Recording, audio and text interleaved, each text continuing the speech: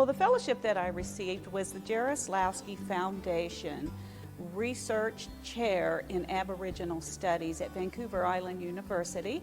It was located in Nanaimo, British Columbia in Canada. I was in residence there, taking part, actually doing data collection for a study for 4.5 months.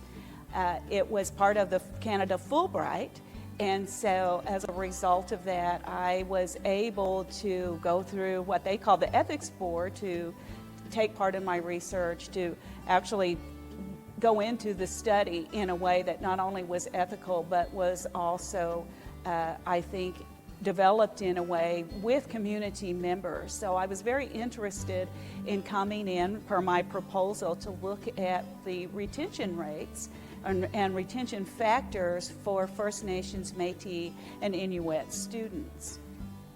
Well, I knew people who'd done a Fulbright, so I was kind of always interested, and now that I'm at the latter part of my career, I say, who knows, but you know, I mean, I see an end in sight at some point.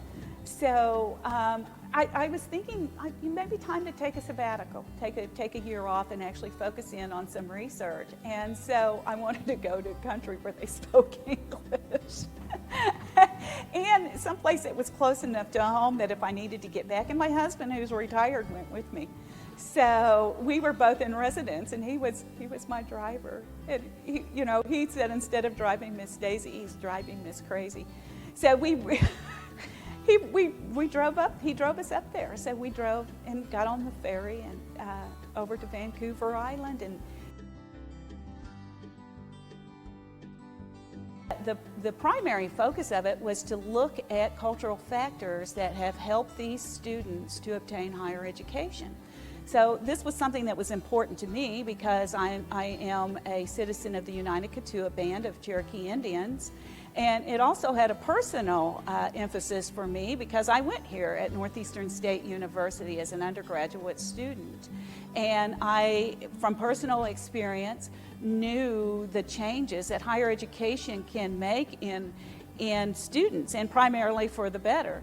But also I was aware of the cultural aspects that I took into university with me here at NSU and how those things helped me as a Cherokee woman to obtain higher education. So I had also did this similar study here in the United States with various tribes. So I was aware from my own personal experiences as well as with the study that I'd taken on before what it looks like primarily here in the U.S., but I was very interested in what this looked like for Canadian Aboriginal peoples. So I was looking at cultural factors and how they helped students to achieve higher education.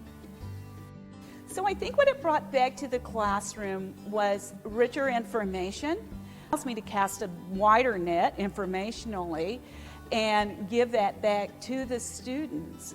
I think that for the students, I had one student say just this semester when I opened up the class for the first time, they were very quiet and very subdued. And I'm like, are you guys okay?